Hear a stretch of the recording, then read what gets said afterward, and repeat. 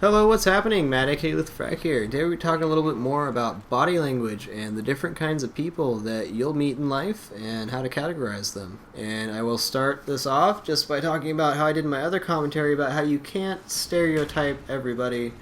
This isn't a negative stereotype. Everybody is unique. However, there are different classifications of people that many people fit into that, you can get a better sense of, what a person's about. So we'll start off with the basics of alpha and beta people. Now, we all think of alpha as a superior person. This is not always the case. An alpha is somebody who exudes confidence, leadership ability, physical prowess, a wide variety of things that make people around them feel like they are, the top dog. They're the alpha dog. Just some examples of this, you look in sports, you have your team captain, and that's usually a person with superior physical ability. Maybe they have good leadership skills. That's a very big thing for alphas, is the ability to lead, and people being drawn to them as a natural leader. I myself, I'm a beta. And the one thing about betas that separates them from alphas is you'll find that even if alpha is very good at something, a lot of betas will be good at a very specific thing.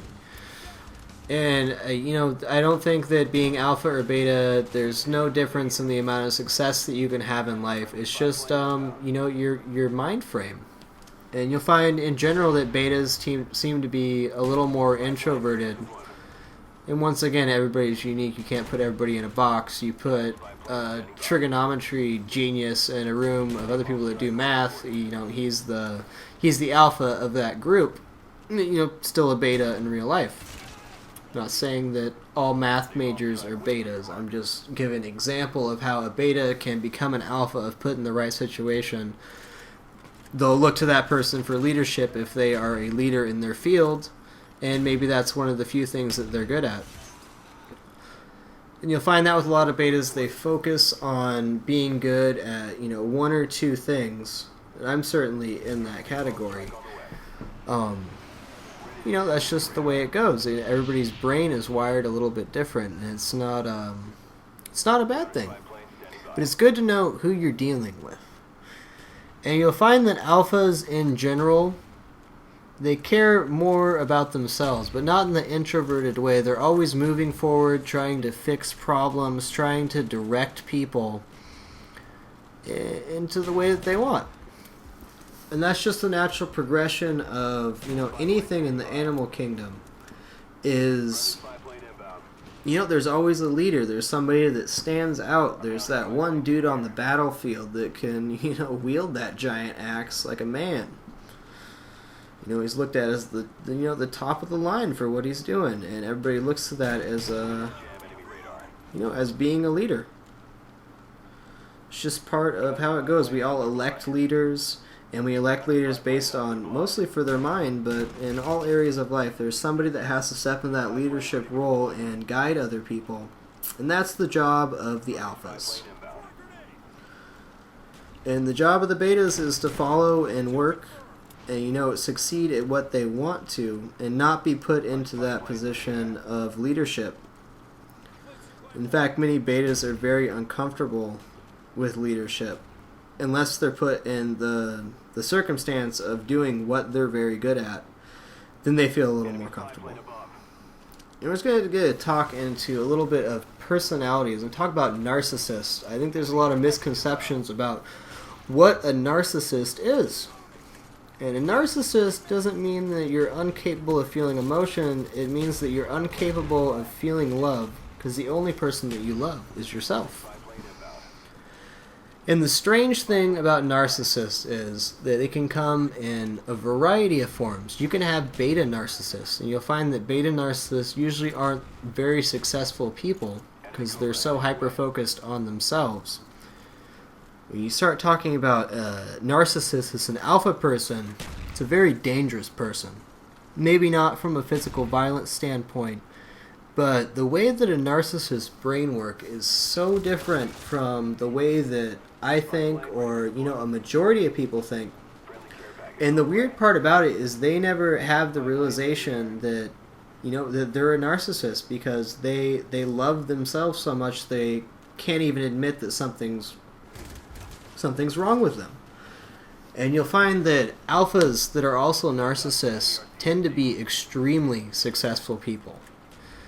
And the reason for this being is a narcissist only looks to their own needs. They're only trying to further their own goals of what they want for themselves out of love for themselves. So they're constantly moving forward trying to do their own goals.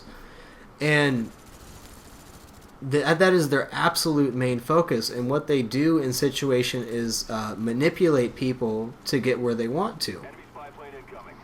And this is where the difference between an egomaniac and a narcissist is. An egomaniac loves themselves, but they're still very capable of feeling emotions. They're capable of, experience the wide range of things, but they just love themselves. I was talking about themselves. Where a narcissist will actually take and manipulate other people purposefully to further what they want. And the scary thing about alpha narcissists, I can spot them pretty easily. What's so scary is they're so good at manipulating other people because they understand how to get reactions from people, how to make people feel the emotions that they want them to feel, what to say to get them to feel that way. You find a lot of con men and, just really greasy people are narcissists, and very good ones. It's a really interesting trait of humans in general. I don't really know if it goes to upbringing or just biological makeup or any variety of things. Nobody really knows what makes the brain tick. We just know that every person is unique, but you can categorize people, and I think narcissist is a much larger group than you might think. And once again, these people will never admit it because they honestly believe that there's nothing wrong with them because they love themselves so much. And they can come in all shapes, sizes, forms, but the alpha narcissist will be one of the most successful people because they understand how to manipulate the people around them, and that is an extremely valuable skill for anybody to have, not just a narcissist. Which brings me to my point, you don't have to be a narcissist to know how to work with people.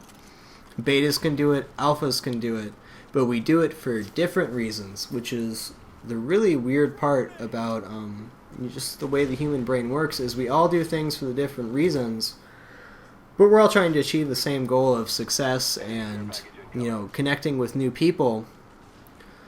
As a beta, you might just be trying to make a friend. As an alpha, you might be trying to lead somebody to do something. As a narcissist, you might be trying to improve your own goals, but we all still try to make the same connections and interpersonal relations with people. It's a pretty cool concept, and I could talk about this for days. I plan on doing much more of these body language and personality type commentaries, but this is just the basics of what you can break people down into, not in a negative way, just to get a better understanding of who they are and what people do, and understanding if somebody's an alpha, you probably don't want to step on their toes in their specific field. Like I said, I could go on forever, but that's all I got. Frag out.